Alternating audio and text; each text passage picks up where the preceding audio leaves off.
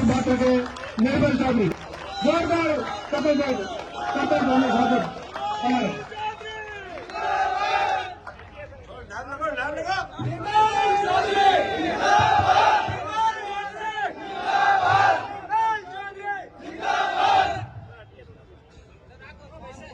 श्री वीर तेजा छात्रावास परिवार में मंच पर आसीन वार्डन श्री अशोक कुमार चौधरी जी,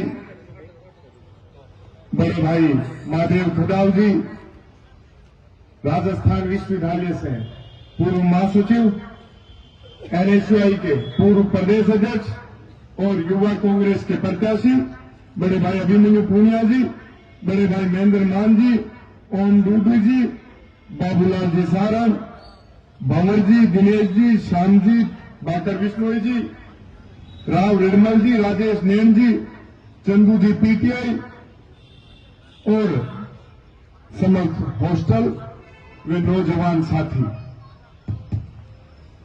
साथियों,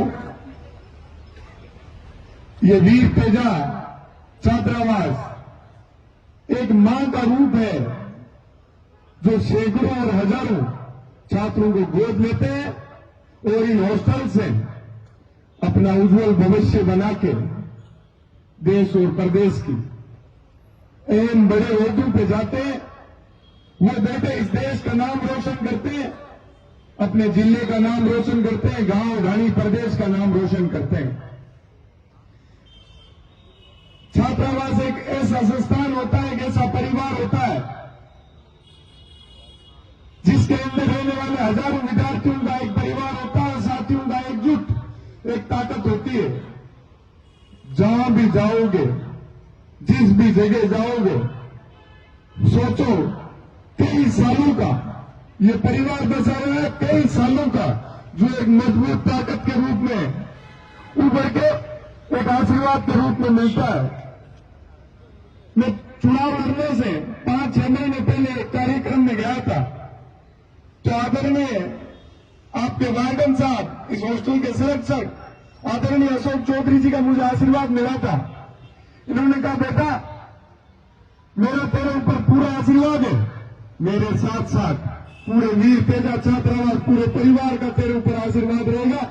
तू अध्यक्ष बन के लौटना वापस आशीर्वाद लेने के लिए। जब मेरा चुनाव का समय था, संघर्षशील समय था, कठिन समय था,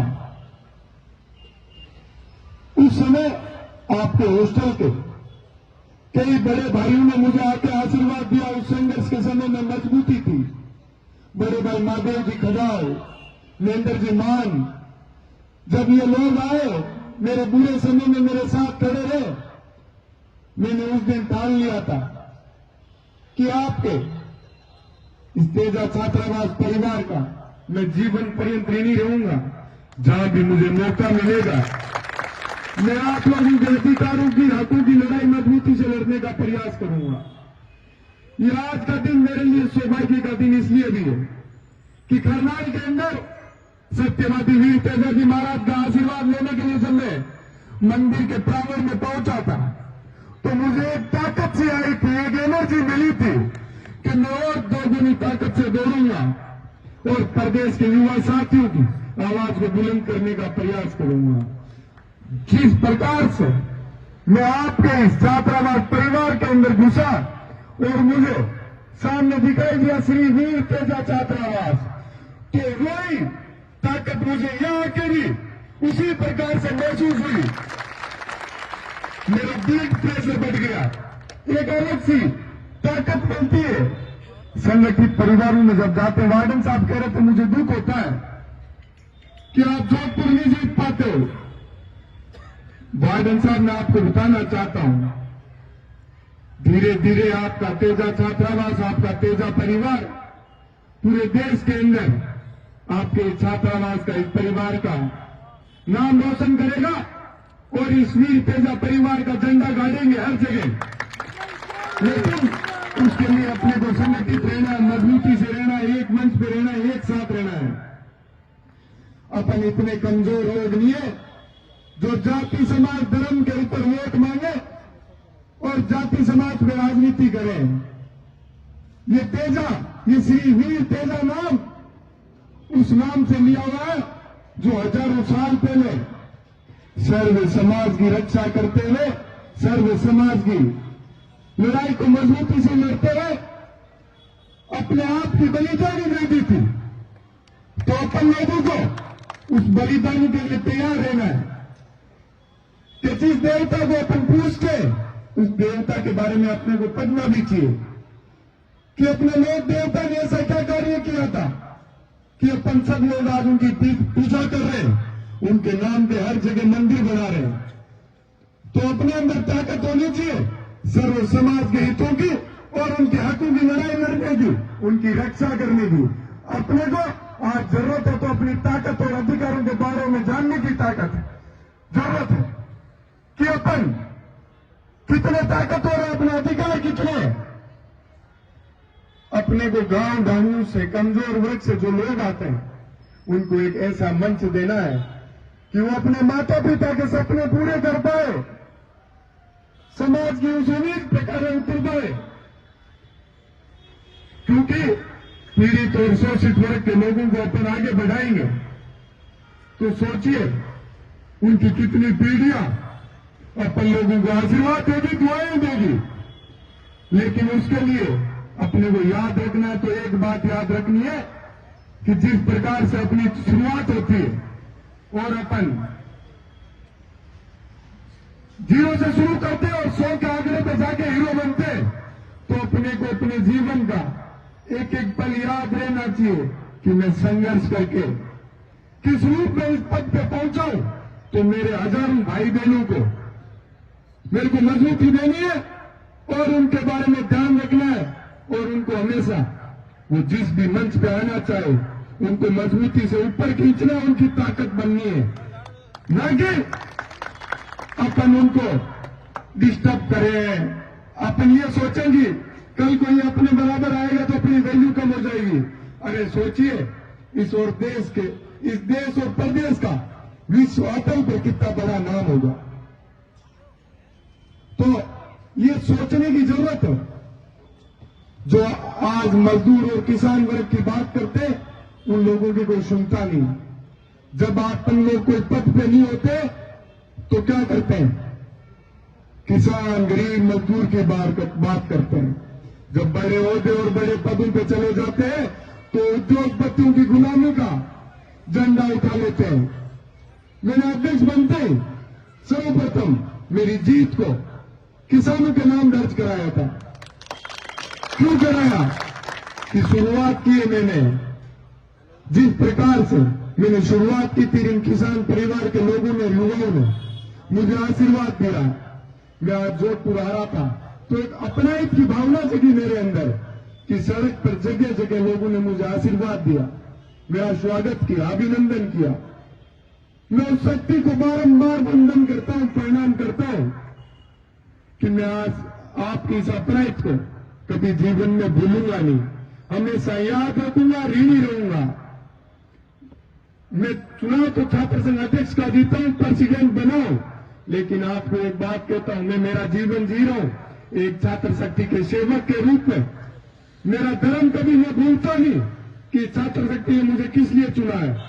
मैं जो भी गांव ढाणी गरीब परिवार का, जो गली मोहल्ले का स्टूडेंट उस प्रदेश की बड़ी राजधानी में आता है, वहां उसकी कोई आवाज सुनने वाला नहीं मिलता है।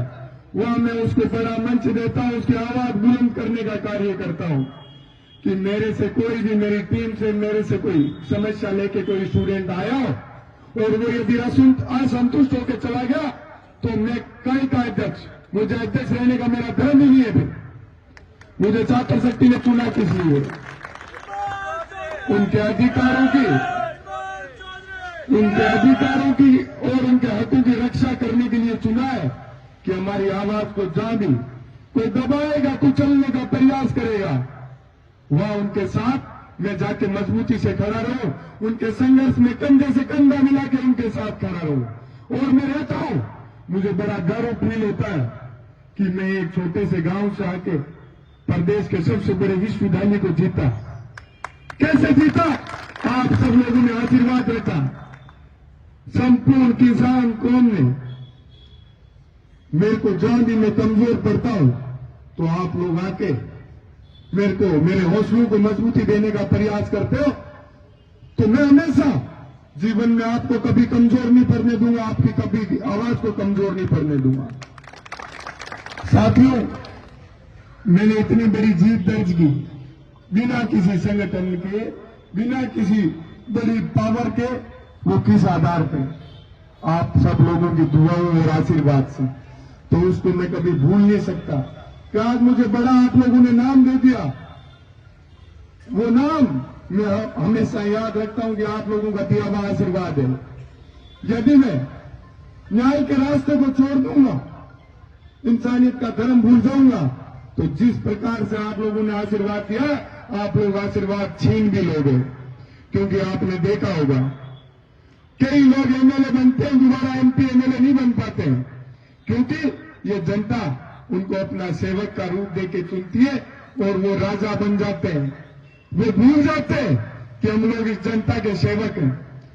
मैं जब चूरू, जयपुर से चूरू को छात्र संघ कन्या महाविद्यालय का उद्घाटन करने के लिए गया, वहां से लेकर आपकी जोधपुर की धरती सूर्य नगरी तक में पहुंचा, तो युवाओं ने, अभी प्रदेश में एक चुनाव चल रहे युवा कांग्रेस के, तो युवा शक्ति मेरे से एक बात कह रही थी कि राजस्थान के सब युवाओं के लाडले एनएसयूआई के पूर्व प्रदेश अध्यक्ष, जो कि उस पद पे रहते हुए हमेशा, चाहे आप उठा के देख लेना, चाहे प्रदेश महासचिव हो, प्रदेश सचिव हो, आपके गांव ढाणी गली मोहल्ले से पिछले कई सालों में नहीं बने होंगे उतने भाई अभिमन्यु जी के कार्यकाल के अंदर इन्होंने बनाए कि मैं गांव ढाणी से जो लोग आते हैं उनको एक मंच दूंगा।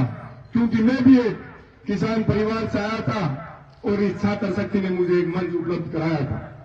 तो मुझे कह रहे थे कि अध्यक्ष जी, इनको मदद करनी है अपन सब लोगों को। तो मेरे को बड़ी खुशी हो रही थी, क्योंकि चुनाव के अंदर इन्होंने मेरी मजबूती से मदद की थी। मैंने कहा मैं तो वैसे भी हमेशा एहसान को याद रखता हूं, भरोसे को जिंदा रखता हूं, तो मैं तो मजबूती से इनके साथ हमेशा खड़ा रहूंगा। तो लाडनू से विधायक मुकेश जी भाकर, उनके पास मैं रुका था, तो उनसे कह रहा था युवा शक्ति ये बात कह रही है। तो उन्होंने एक बात कही थी कि निर्मल जो इनके लिए मजबूती से इनकी आवाज को बुलंद करेगा, इनके साथ हमेशा जो खड़ा रहेगा, उसको ये युवा शक्ति कभी भूल नहीं सकती। किसी के बनाने से कोई नहीं बनता है, ये जनता बहुत समझदार है, हमेशा याद रखती है कि कौन पद पे आने के बाद उसकी गरिमा, पद की गरिमा को बनाए रखता है और युवा शक्ति को हमेशा मजबूती के रास्ते पे लेके जाता है। तो मैं तो कहता हूं कि ये युवा शक्ति बड़ी जागृत है। ये किसी के कहने पे और बेखाने से वोट नहीं देती है, ये बड़ा सोच समझ के किसी व्यक्ति को मंच उपलब्ध कराती है। तो ये बड़ा उदाहरण बनेगा। इस प्रकार के लोग यदि बड़े मंचों पर आएंगे तो ये एक बड़ा उदाहरण राजस्थान के अंदर आएगा। आज देखिए आप लोग, राजनीति के अंदर बड़े मंचों पे ज्यादातर कौन लोग बैठे हैं? जो आम परिवार से निकल के राजनीति के अंदर शुरुआत की थी। पहले जो रानी की कोख से पैदा होता था वही राजा बनता था। अब जनता जिसको आशीर्वाद देती है, उसको अधिकार देती है, वो एमपी और एमएलए बनके आप लोगों की सेवा में हाजिर रहते हैं। तो युवा शक्ति से मैं गुजारिश करना चाहूंगा कि अपन लोगों को बड़ा सोच समझ के ये राजनीतिक मंच लोगों को देना चाहिए। नहीं तो अपन अपने साथ जो आज जो हल्का फुल्का हर जगह कई जगह अन्याय होता है, उसका सामना जीवन में नहीं करना पड़े। जब अपन अपनी भावनाओं को समझने वाले व्यक्तियों को आगे लाएंगे, अपनी आवाज को मजबूती देने वाले लोगों को मंच में लाएंगे, तो ये तय बात है, ये तय बात है कि अपन लोग कभी कहीं कमजोर नहीं पड़ेंगे। तो साथियों, इसी के साथ मैं अपनी वाणी को विराम दूंगा और जो आपने इतना प्यार प्रेम आशीर्वाद दिया उसका मैं हमेशा ऋणी रहूंगा। बोलिए वीर तेजाजी महाराज की। वीर वीर तेजा छात्रावास, वीर तेजा छात्रावास, किसान कौन, मजदूर कौन, इस प्रदेश और देश के अंदर सबसे ज्यादा मेहनत करने वाले जवान, किसान और मजदूर लोग हैं। उनको हमेशा अपने को याद रखना है और उनकी मान सम्मान की लड़ाई अपने को हमेशा मजबूती से लड़नी है। बहुत बहुत धन्यवाद आप सभी का। मैं बड़े भाई महादेव कदाल का और धन्यवाद करूंगा कि आपने मेरे को संघर्ष के समय भी खूब प्यार दिया और जब मैं अध्यक्ष बन गया उसके बाद भी खूब आशीर्वाद और प्यार दे रहे हो। इसी के साथ आप सभी का बहुत बहुत धन्यवाद। जय हिंद, जय भारत। धन्यवाद। 5 मिनट बैठे रहे, थोड़ा सा कार्यक्रम हो रहा है।